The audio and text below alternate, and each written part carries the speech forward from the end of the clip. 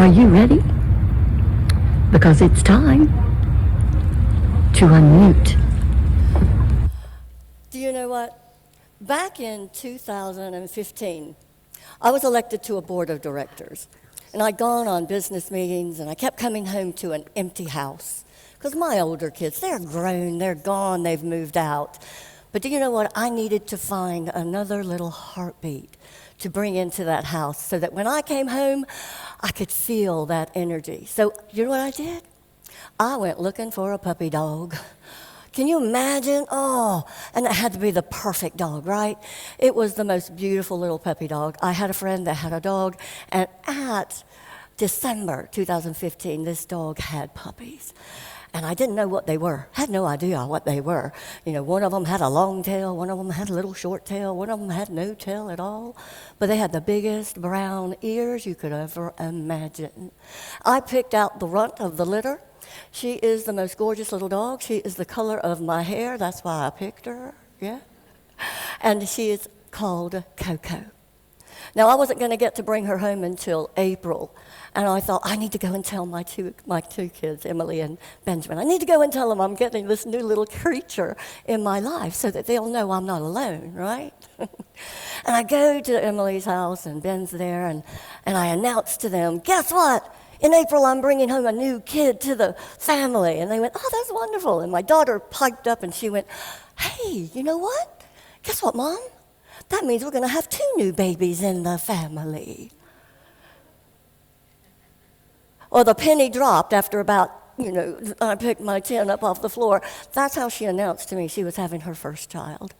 And I thought, oh, my God, I don't know which one I'm going to love better. But I love them both. They've now grown up together. It's fabulous. But do you know what?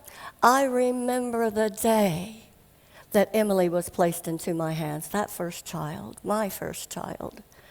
And they put her there in your arms, and you get this sense of awe, the sense of joy, of love, of caring, of overwhelm, of scare, of frightened, of, oh my God, am I going to be good enough? Yeah. And I realized looking at her, she's so little. She's going to depend on me. I am going to make sure I never let her down. And I did my best, right?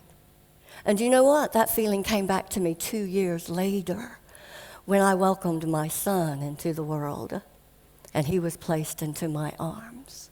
The same feeling, the same thoughts, the same overwhelm. But do you know what? I think I've done them proud. They've turned into 2 wonderful, brilliant adults now. But do you know what? Nothing prepares you for the minute they place in your arms that first grandchild. Yeah. And you look at them and you just go, ah. But then they place the second one in your arms and you go, oh, he's so pretty.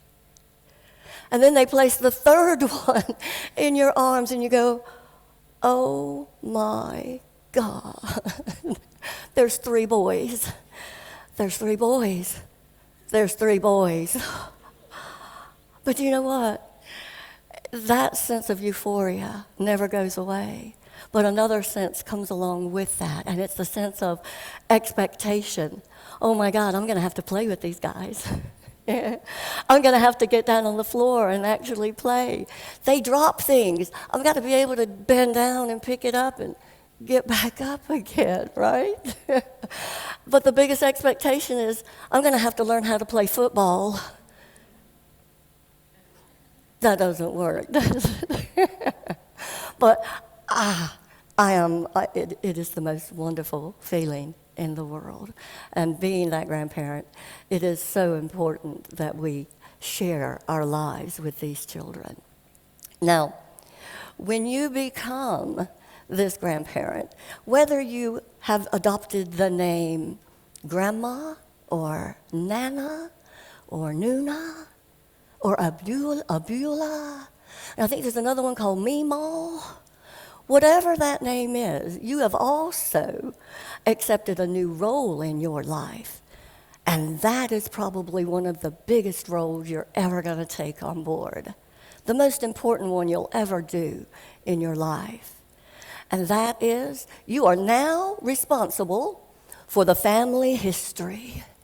It is in your hands to tell the story of all the wonderful things those parents got up to when they were little.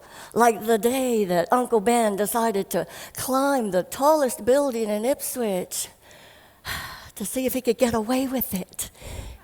He didn't. Consequences, right? Actions have consequences. A big life learning lesson for those grandchildren, right? Or the day that Emily decided she wants to go and attract that man. She needs to have a husband, right? She got to go find the right one. She put on her, what she called her pulling skirt. You guys remember those skirts? I think she's burned it now. She's never going to let them see it. But what they don't realize is that nanas and grandmas have identical memories, and we keep pictures, and we share those pictures. Yeah, but you know, as that historian, you get to help them learn what life was about before they arrived here.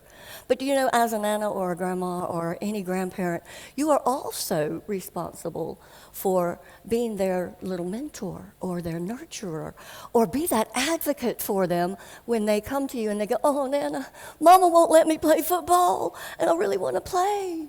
And you look at them and you go, "But Dexter, you're only this big. You're going to grow. It's going to be okay." But one of the things that I think I have enjoyed the most is being the role model for them. And I didn't know I was a role model until I wrote my book, right? And it's called If You Want to Lead, You Have to Speak. And I dedicated it to these 3 beautiful little boys. And it says, to those 3 little boys that make me laugh and smile all the time, to Milo, to Dexter, to Vinny. And I gave it to them and I said, "This is your copy." And they look at it and they look at me and they go, "Nana, you wrote a book, but you're old." And I went, I'm what? And he said, "Yeah, you're old." And I said, "Oh, Milo, I might be old, but I am not outdated, okay? So you just keep on listening to me." But that's the most wonderful thing in the world. You see, grandkids are demanding. And I didn't realize how demanding they were. I thought the corporate world was demanding, but the minute these 3 children came into my life, I realized just how demanding that was going to be. And every time I walk through the door, I haven't even taken my coat off. I walk in and they go, "Nana, Nana, Nana." The little one says, Vinny going, "Nana, Nana, come upstairs with me. I've got to show you my new little baby. It's my new little stuffed animal. It's my new kid." Because that's what all these stuffed animals are. I said, "I haven't taken my coat off." He says, "Well, you got to come now." So up the stairs we go. Or the little middle one, Dexter, he says, "Oh, Nana, I'm so glad you're here. Let's go outside and play." I haven't taken my coat off, and I look outside. It's raining, Dexter. "It doesn't matter. Let's go play." So we go outside and we play. We change shoes first, right? No? Or then Milo. Milo is fabulous. He comes up to me and goes, "Nana, this is my new football kit. Isn't it great?" And I'm going, "This is fabulous." As I'm leaning down to kind of, hug him and give him a big kiss, this football kit is thrust into my face. Do you know what? I wouldn't change it for the world. As nanas, as grandparents, we are here, and it's so important for us to amplify our voices for these young people going forward. We need to help them understand what their past is about, what their family's past is about, what their future can hold, and what their present is. Help them take that legacy through so that they are absolutely ready for it when it gets here. And the thing that I'm hoping that I've done the best is to help them remember these stories, to enjoy the fun times that we've had, all the shared slushies, all the times we've played games, and all the times we've bent and hugged and kissed and, cuddled, even when they think they're too old to do that. So I'll leave you with this one little thing. I asked my daughter recently, I said, "Hey, Emily, what do you think the boys are going to remember about Nana Dukes' days?"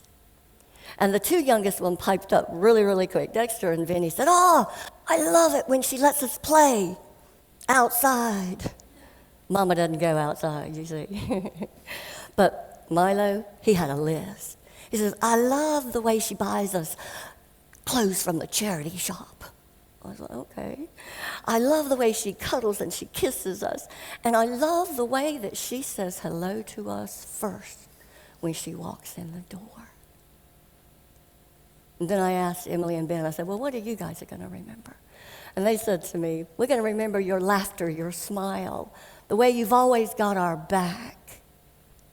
And, of course, the coffee, because you can't live life without coffee, can you? Right? So, are you ready? Because it's time to unmute. Give me a clap.